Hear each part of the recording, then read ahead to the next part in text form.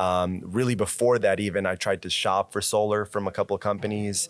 I found that I was not really enjoying what kind of the customer service experience that I was getting.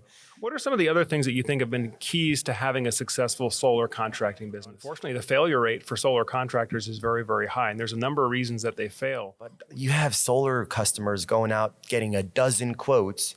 7 of them are companies that popped up yesterday. When you jump into an industry just to make a quick buck, you're going to make it fast and you're going to lose it even faster.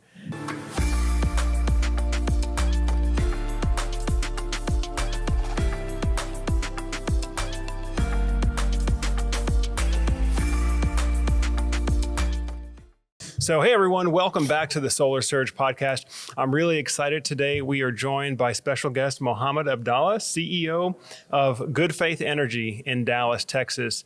And I'm really excited to talk more to Mo about his business. He's got one of the most successful solar installation companies in Texas. And Mo, how long have you been doing this? Hey, Joe, thanks for having me on. It's great to be here. Good to see you again. I feel like this is a rendezvous. We just did this a couple of months ago, but I've been in the solar industry since 2014 when I launched Good Faith Energy. I would say operationally, we've really only been around since 2016. Was one of my first couple of sales got installed. But yeah, it's been a roller coaster, as you can imagine. A lot of fun, a lot of scary moments, a lot of fun moments, but that's what's made it such a worthwhile journey. Absolutely. Well, they call it the solar coaster, right? It's never a dull moment. So for those that don't know you, though, can you give us a little bit of your background? Like what first, inspired you? Why did you want to get into the solar industry? Sure, Joe. I started my career in the oil and gas industry coming out of college. I was an oil and gas landman. I was running around leasing land and mineral owners from land and mineral owners. I was really unsatisfied with my career a couple of years in, decided to pivot, and my first journey was really on a train in Germany where I saw solar panels everywhere. And that's really what opened my eyes into what my friend Nico Johnson likes to call idea arbitrage, right? You see an idea while you're traveling, while you're out and about, and you decide, man, that's a great idea. Why are they not doing this more back home? So I really came back inspired, thinking about how solar was really one of the only businesses out there that you could truly provide an impact on a triple bottom line. And I absolutely love the idea of being able to do something impactful like that for the rest of my life. So I did a pilot project on my mom's house. I gathered together a little design and we installed 17 panels. So I think very similar to sort of your journey and your DIY journey. And really before that, even I tried to shop for solar from a couple of companies. I found that I was not really enjoying what kind of the customer service experience that I was getting, and decided that, hey, I think it's probably worthwhile to start a solar company that's focused on customer service. Yeah.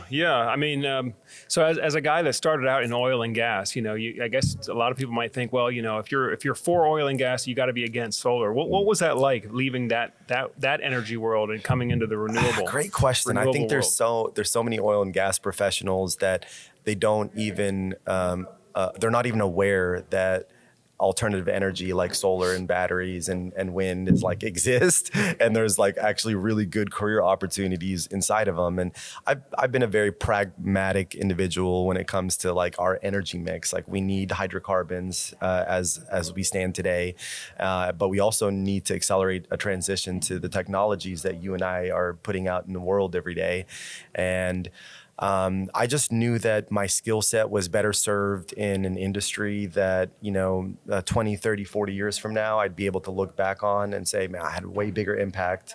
I probably made better money in because it was a growth industry and I wasn't, having this schizophrenic relationship of, oil's on the rise, oil's on the bust. It's just very volatile industry. And it's also so tied into all of these geopolitical factors that none of us have any control over.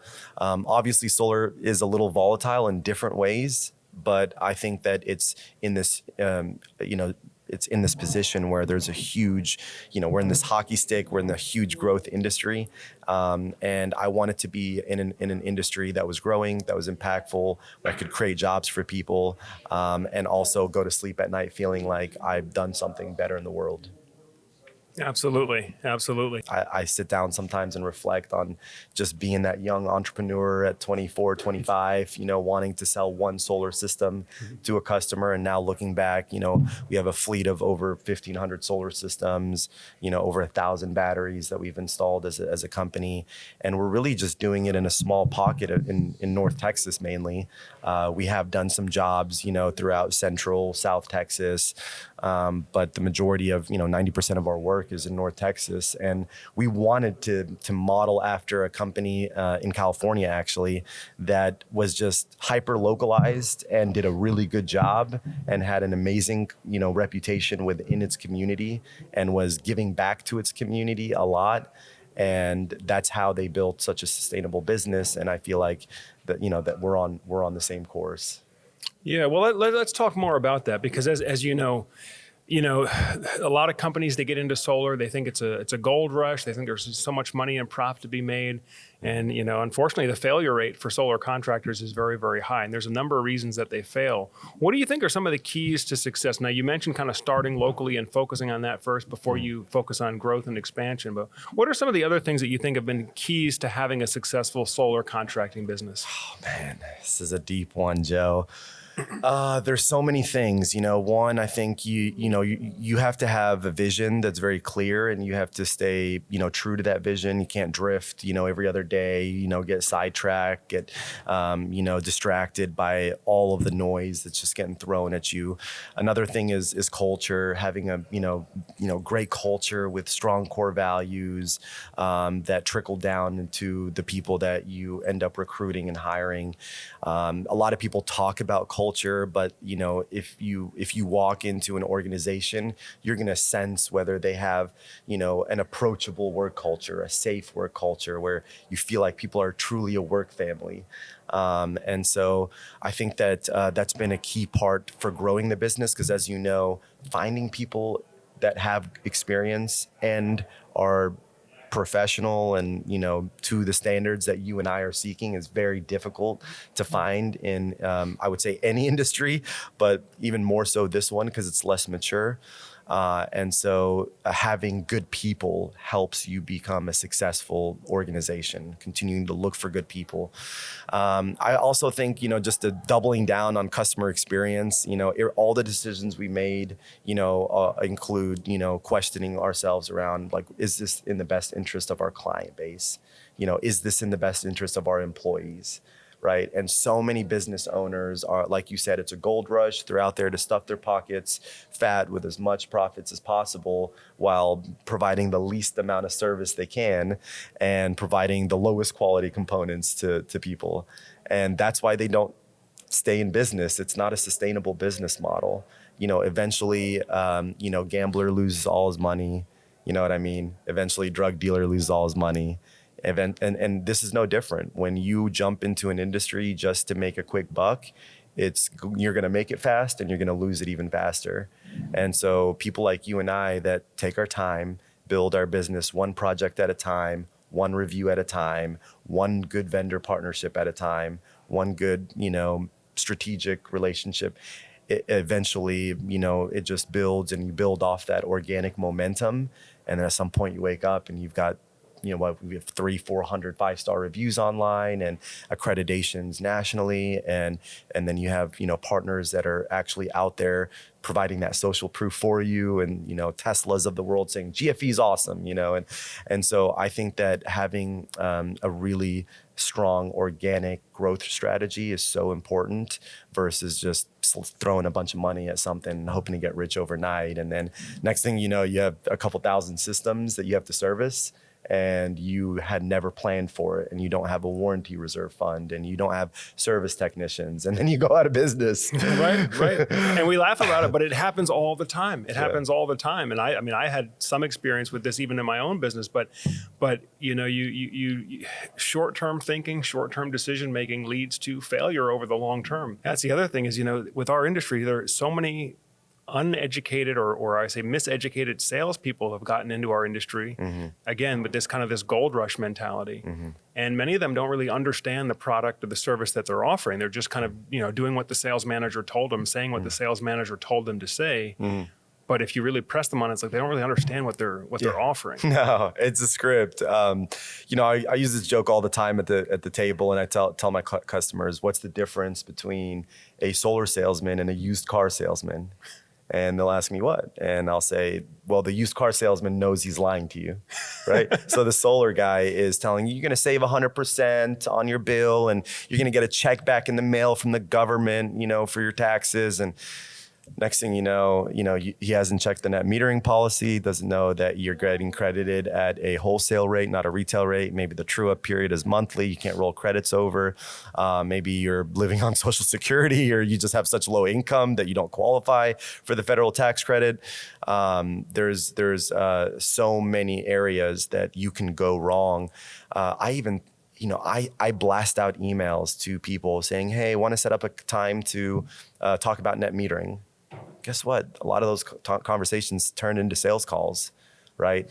But if I can just re-engage someone with a talking point that has a lot of confusion around, and then break it down to them in a super simple way, like, oh, I understand what net metering is now and how it impacts me, and what plan I should probably go with if I do end up going solar, and how maybe not having a battery, what kind of implications there are for not having a battery, both if the power goes out and the rate design changes, right? Where can folks find you and follow you if they want to keep up with you on social? Definitely. YouTube.com/Good Faith Energy. That's our YouTube channel. We push out a lot of content, educational content similar to yours. We're still a beginner, we're toddler stage. But would love to have people following us. We're on podcast, Thinking Green with Mohammed Abdalla. Thank you again for being on that with me. It was a great dynamic conversation. I think a lot of value for people that are watching it on the web. Yeah, thanks again for having me. Really enjoyed that. Of course, man. On Instagram, Facebook, we're all on the usuals. So yeah, I would say, Solar Surge, that's your number one source for education. Good Faith Energy, that's your number two source.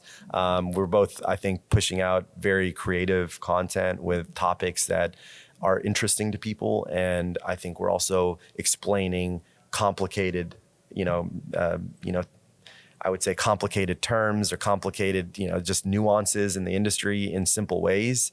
And I think that's what ends up getting you, earning those relationships in the long run. Great. Yeah.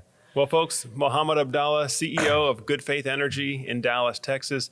Mo, thank you so much for joining us. Yeah, man. Thanks for having me. Keep doing a great job, man. I love your channel. Thanks again. We'll see you soon. Absolutely.